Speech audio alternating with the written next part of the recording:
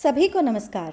आज के पाठ में हम व्यापार उपकरणों और उनके अनुप्रयोगों के बारे में जानेंगे और विभिन्न प्रकार के दोषों सहित विभिन्न हस्त औजारों के उपयोग का प्रदर्शन करेंगे। इस पाठ के अंत में आप निम्न में सक्षम होंगे: आयामों को मापने और चिन्हित करने और स्केल, स्क्राइबर और डिवाइडर का उपयोग करके आर्क सर्कल को विभाजित करने में, विभिन्न दोषों और विभिन्न हाथ उपकरणों के उपयोग का प्रदर्शन करने में।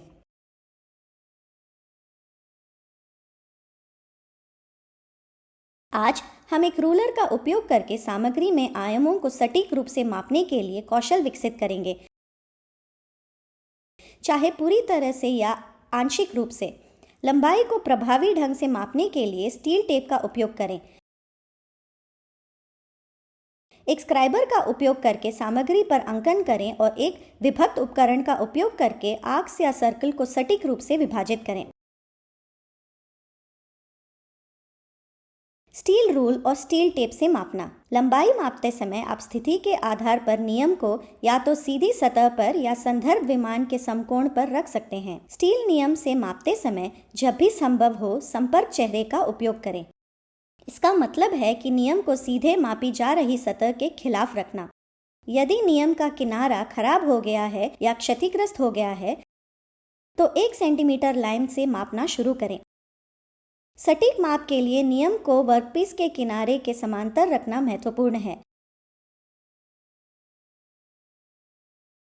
अन्यथा यह त्रुटियों को पेश कर सकता है जो जब तक होता है जब ऑब्जर्वर की स्थिति माप की धारणा को प्रभावित करती है।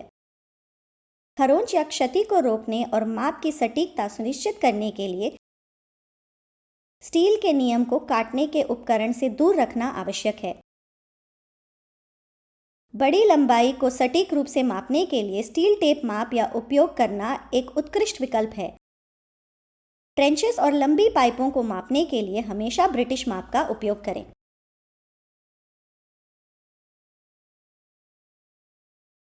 एक स्क्राइबर का उपयोग करना। रेखाओं को स्क्राइब करते समय स्क्राइबर को सीधे किनारे के करीब रखें। स्क्राइबर को 45 डिग्री के कोण पर झुकाइए और सीधे किनारे के साथ अपनी ओर एक रेखा लिखिए। धातु को हटाने से बचाने के लिए अत्यधिक दबाव न डालें।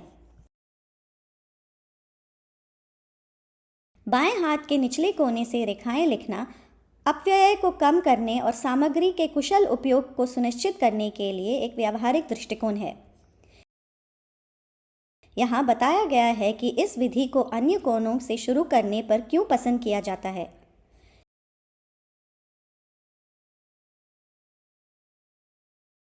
डिवाइडर का उपयोग करना। डिवाइडर का एक पैर केंद्र में रखें। स्टील नियम का उपयोग करके मापने के लिए डिवाइडर के दूसरे पैर का उपयोग किया जाता है और फिर छाप खींचा जाता है। विभाजित मापा भागों को चिन्हित करें। ध्यान दें कि डिवाइडर पैरों को बार बार ऑयल स्टोन का उपयोग करके तेज किया जाना चाहिए।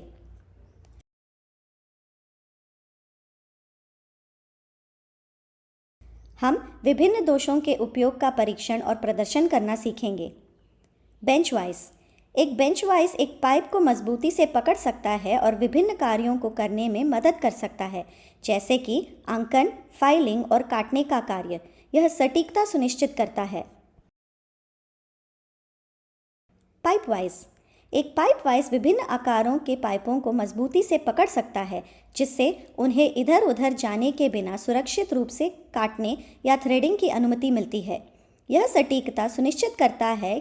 फ्लैट जॉज के साथ एक बेंच वाइस के विपरीत एक पाइप वाइस में घुमावदार जॉज होते हैं जो पाइप के गोल आकार के अनुरूप होते हैं, क्षति को रोकते हैं और एक सुनिश्चित पकड़ प्रदान करते हैं जो फिसलने के बिना बड़े या भारी पाइप पर पकड़ बनाने में मदद करता है। Chain vice. चेन वाइस एक विशिष्ट प्रकार का पाइप वाइस है जो स्क्रू मैकेनिज्म से बजाय पाइप को सुरक्षित करने के लिए चेन मैकेनिज्म का उपयोग करता है। श्रृंखला केवल गोल पाइपों से परे अनियमित आकृतियों के अनुरूप होने की अनुमति देती है, जिससे यह विषम आकार की वस्तुओं या क्षतिग्रस्त वर्गों के साथ पाइप को पकड़ने के लिए बहुमुखी हो जाती है। Hand vice. हैंड वाइस का छोटा आकार स्क्रू जैसी छोटी वस्तुओं को पकड़ने और काम करने के लिए आदर्श बनाता है। स्प्लिट पिन को सीधा करने की ज़रूरत है। स्प्लिट पिन को छोड़ने के लिए विंग नट को ढीला करना है। Chain pipe wrench. एक चेन पाइप रेंच विशेष रूप से पाइप को पकड़ने और मोड़ने के लिए डिज़ाइन किया गया है, खासकर तंग जगहों या अजीब कोनों में। चेन रेंच हेड को 50 मिलीमीटर व्यास से ऊपर पाइप बिट में रखें। चेन का उपयोग करके पाइप को तब तक पकड़ें जब तक कि दांत पाइप को पकड़ न लें और फिर पाइप को तब तक कस लें जब तक कि यह मजबूती से पकड़ न लें। Leg vice. एक लेग वाइस एक भारी शुल्क क्लैंपिंग उपकरण है जिसे भारी सामग्री को संभालने के लिए डिज़ाइन किया गया है। जिन नौकरियों में हथौड़ा मारने की आवश्यकता होती है वह आमतौर पर एक पैर के उपाध्यक्ष पर आयोजित की जाती है। लेग वाइस के मुख्य भाग निम्नलिखित हैं: solid jaw, movable jaw, threaded jaw, spindle, spring, pivot, leg और क्लैंप।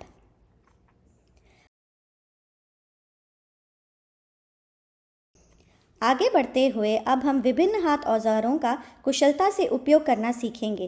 काटने के लिए एक हैक्सॉ का उपयोग करेंगे, छेनी का उपयोग करके चिपिंग करेंगे, एक डाई स्टॉक का उपयोग करें और आंतरिक थ्रेड कटिंग के लिए बाहरी थ्रेड कटिंग और टेप करने के लिए डाई स्टॉक। फाइल्स। वर्कपीस को बेंच वाइस में पकड़ें, उपयुक्त फाइल चुनें और फिर तदनुसार फाइल करें। हैमर। वर्कपीस के बेंच वाइस और ग्रिप पर रखें। दिखाए गए अनुसार हथौड़े को सही ढंग से पकड़ें और फिर छिलना शुरू करें। सेंटर पंच। सेंटर पंच को मजबूती से पकड़ें, इसे वर्कपीस पर रखें और फिर आवश्यकता अनुसार पंच करें। हैक्सॉ। पाइप वाइस में पाइप को मजबूती से पकड़ें, ब्लेड की सही पिच का चयन करें और आगे से दांतों की स्थिति में ठीक करें। ब्लॉक फ्रेम पकड़ें और पाइप को काट लें। चिज़ल। वर्कपीस को बेंच वाइस में रखें और कसकर पकड़ लें। छेनी को सही कोण में पकड़ें और फिर छिलना शुरू करें। कैलिपर्स। अंदर और बाहर के व्यास के आकार को खोजने के लिए कैलिपर्स को चयनित वर्कपीस पर रखें। Pipe wrench. पाइप के व्यास के अनुसार पाइप रेंच की सही संख्या का चयन करें। पाइप वाइस में पाइप पकड़ें और सुनिश्चित करें कि ठीक से पकड़ा है। अब पाइप रेंच को तब तक समायोजित करें जब तक कि यह पाइप को मजबूती से पकड़ न लें और फिर ऑपरेशन के साथ आगे बढ़ें। Stock and dies. धातु पाइप पर धागे बनाने के लिए एक स्टॉक का उपयोग किया जाता है। मेट्रिक डाइज से सही आकार का चयन करें। इसे डाई स्टॉक में ठीक करें और इसे लॉक करें। वर्कपीस के अनुसार डाइस को समायोजित करें। बाहरी थ्रेडिंग संचालन को आगे बढ़ाएं। Taps and holders. टैप्स और होल्डर्स पूर्व ड्रिल किए गए छेद के अंदर सामग्री को हटाने और धागे बनाने के लिए डिज़ाइन किए गए दांतों के साथ उपकरण काट रहे हैं। धारकों के साथ पहले, दूसरे और नीचे के टैप्स का उपयोग करके आंतरिक थ्रेडिंग संचालन के लिए वर्कपीस में टैप रखें जो टैप को सुरक्षित करते हैं और थ्रेडिंग प्रक्रिया के दौरान उन्हें मोड़ने के लिए उत्तोलन प्रदान करते हैं। इस पार्ट में हमने सीखा है आयामों को मापना और चिन्हित करना और एक स्केल, स्क्राइबर और डिवाइडर का उपयोग करके आर्क सर्कल को विभाजित करना और विभिन्न दोषों और विभिन्न हाथ उपकरणों के उपयोग का प्रदर्शन करना। आशा करते हैं कि आपको इस सेशन की स्पष्ट समझ हुई होगी। सभी को धन्यवाद और अगले वीडियो में मिलते हैं।